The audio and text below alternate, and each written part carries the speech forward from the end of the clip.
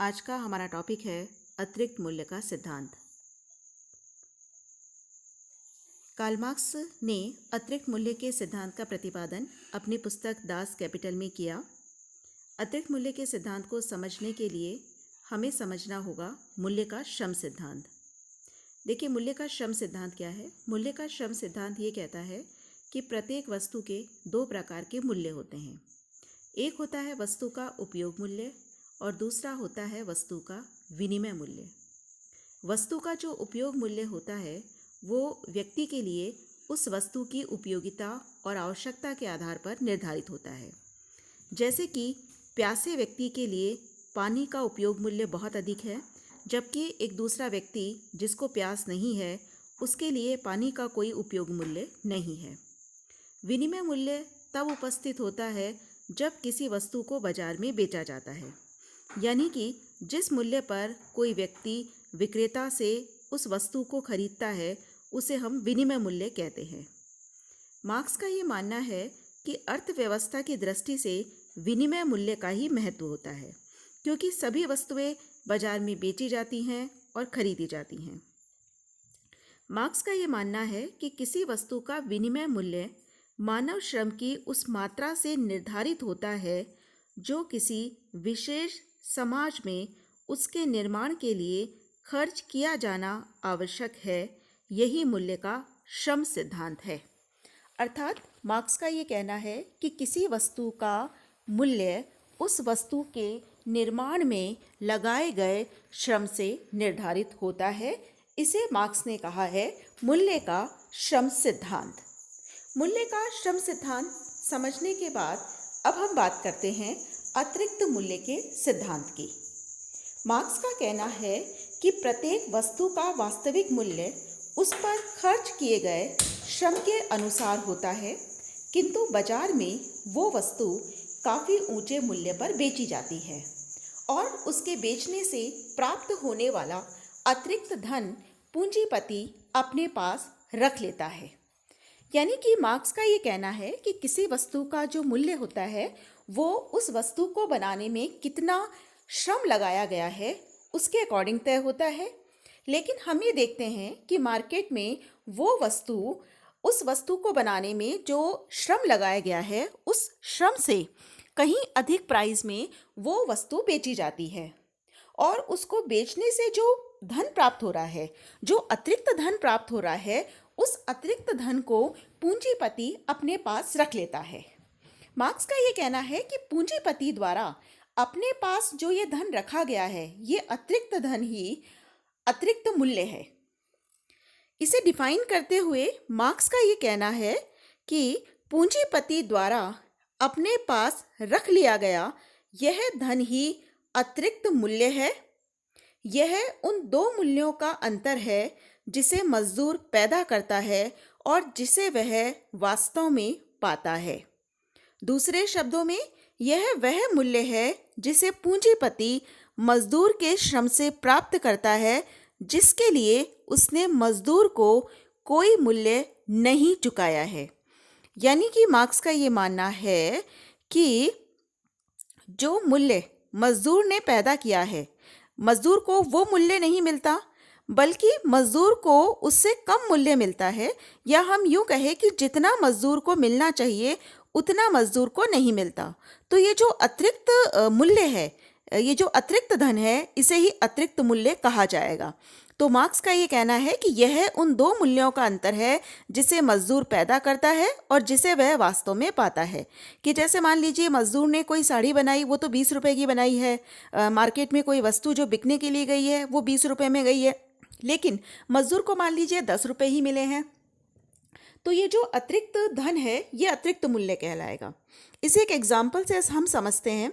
जैसे मान लीजिए एक मजदूर ने एक साड़ी बनाई और साड़ी बनाने के उसे 6 रुपये मिले, और उस साड़ी में जो भी मटेरियल लगा है, रॉ मटेरियल, मान लीजिए वो 8 रुपये का है और मार्केट में वो साड़ी बिकती है 20 रुपये की।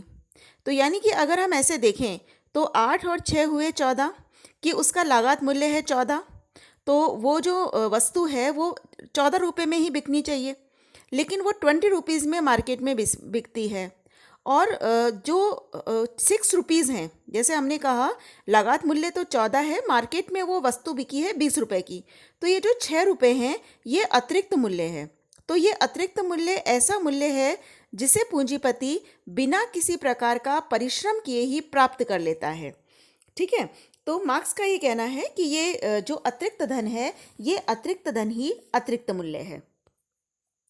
देखिए, मार्क्स का ये मानना था कि ये जो अतिरिक्त मूल्य है ये श्रमिकों के श्रम का परिणाम है और ये श्रमिक को ही प्राप्त होना चाहिए।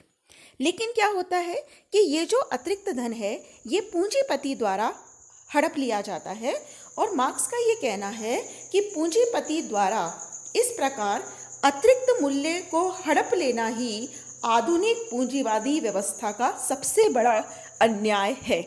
यानी कि मार्क्स का कहना है कि पूंजीपति जो है वो ये जो अतिरिक्त धन है ये श्रमिक को मिलना चाहिए, लेकिन इसे पूंजीपति हड़प के अपने पास रख लेता है, ये श्रमिक को नहीं देता है और इससे ही पूंजीवादी व्यवस्था में श्रमिकों का शोषण होता है। हम आलोचना की बात करते हैं कि हम किस आधार पर इस सिद्धांत की आलोचना कर सकते हैं। तो देखिए, सबसे पहली बात तो ये कि श्रम उत्पादन का एकमात्र साधन नहीं है। मार्क्स ने माना है कि किसी वस्तु का जो मूल्य है वो केवल उस वस्तु को बनाने में जो श्रम लगा है उस श्रम से निर्धारित होता है। लेकिन ऐसा नहीं है, क्योंकि श्रम के अलावा और भी कई साधन और भी कई तत्व हैं जो उत्पादन के साधन के रूप में कार्य करते हैं, जैसे भूमि, पूंजी, प्रबंधन। ये सारी चीज़ें भी उत्पादन के साधन के रूप में कार्य करती हैं। हम ये नहीं कह सकते कि उस वस्तु को बनाने में केवल श्रम लगा है, और भी कई चीज़ें होती हैं जो उस वस्तु के निर्माण में महत्वपूर्ण भूमिका निभाती है। लेकिन मार्क्स ने इन सब की उपेक्षा की है और मार्क्स ने केवल श्रम को ही उत्पादन का एकमात्र साधन माना है, जिसे कि स्वीकार नहीं किया जा सकता। दूसरी बात, पूंजीपतियों द्वारा किए जाने वाले अन्य व्ययों का उल्लेख नहीं। जब मार्क्स ने ये सिद्धांत दिया है अतिरिक्त मूल्य का सिद्धांत, तो मार्क्स ने केवल श्रमिक के श्रम पर ध्यान दिया है। लेकिन मार्क्स ने इस बात पर ध्यान नहीं दिया कि एक जो मिल मालिक होता है वो और भी बहुत सी चीज़ों पर पैसा खर्च करता है। जैसे मान लीजिए फैक्ट्री का रखरखाव है, मशीनों का रखरखाव है, कई बार जो श्रमिक हैं उनको बोनस भी दिया जाता है। तो इस तरीके से जो पूंजीपति हैं उसको श्रमिकों को वेजेस देने के अलावा उसको और भी कई खर्चे करने होते हैं, जिन खर्चों की बात मार्क्स ने नहीं की है। नेक्स्ट है सिद्धांत अस्पष्ट और अतिरंजित। मार्क्स के इस सिद्धांत पर एक दोष ये लगाया जाता है कि इस सिद्धांत में वैल्यू, प्राइजेस, इन शब्दों का प्रयोग मनमाने तरीके से किया गया है। जैसे कि जो अलेक्जेंडर ग्रे हैं वो आलोचना करते हुए कहते हैं कि कोई भी हमें यह नहीं बता सकता कि मूल्य से मार्क्स का वास्तव में क्या अभिप्राय था। कि मार्क्स ने जो बात करी है कि मूल्य किसी वस्तु का इस तरीके से निर्धारित होता है, तो आलोचक इसे कल्पना जगत की बात कहते हैं। वो ये जो मार्क्स के तर्क हैं इनको वास्तविक नहीं मानते हैं। नेक्स्ट है मानसिक श्रम की उपेक्षा। देखिए, मार्क्स ने केवल शारीरिक श्रम को ही श्रम माना है, उसने मानसिक श्रम की उपेक्षा की है।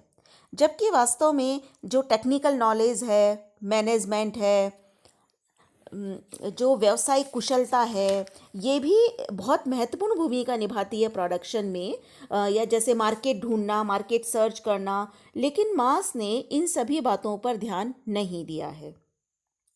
नेक्स्ट है सिद्धांत विरोधाभास से युक्त है। मार्क्स का ये जो सिद्धांत है इसमें विरोधाभास भी हमें दिखाई देते हैं। देखिए, एक तरफ तो मार्क्स ये कहता है कि पूंजीपति अतिरिक्त मूल्य या लाभ के लिए नई मशीनें लगाता है। दूसरी ओर वो ये भी कहता है कि मशीनें, कच्चा माल, इनसे अतिरिक्त मूल्य प्राप्त नहीं होता। अतिरिक्त मूल्य केवल श्रमिकों से ही प्राप्त होता है। तो मार्क्स के ये दोनों विचार परस्पर विरोधी है। इसके अलावा यदि अतिरिक्त मूल्य श्रम से ही मिलता है और नई तथा ज़्यादा मशीनें लगाने से उत्पादन में पर्याप्त वृद्धि नहीं हो पाती, तो पूंजीपति अधिक मशीनें लगाकर श्रमिकों की संख्या में कमी लाने का प्रयास क्यों नहीं करता? तो इस तरीके से कुछ कंट्रोवर्सी, कुछ परस्पर विरोधी बातें हमें मार्क्स के दर्शन में दिखाई देती हैं। नेक्स्ट है सिद्धांत आर्थिक कम है, प्रचारात्मक अधिक है। मार्क्स का ये जो सिद्धांत है, ये आलोचक ये कहते हैं कि ये कोई आर्थिक सिद्धांत नहीं है, बल्कि ये एक प्रचारात्मक सिद्धांत है, क्योंकि इसका उद्देश्य वस्तु के मूल्य के कारण की विवेचना करना नहीं है, बल्कि इसका उद्देश्य ये बताना है कि पूंजीवादी व्यवस्था में श्रमिक वर्ग के साथ किस तरीके से, किन कारणों से अन्याय किया जाता है।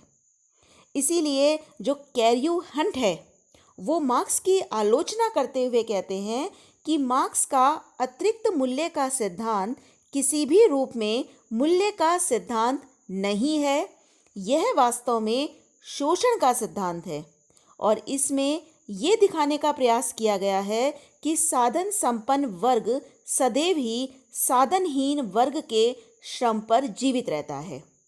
तो मार्क्स का ये सिद्धांत जो है, इसे आर्थिक सिद्धांत के बजाय एक प्रचारात्मक सिद्धांत माना गया है। Thank you.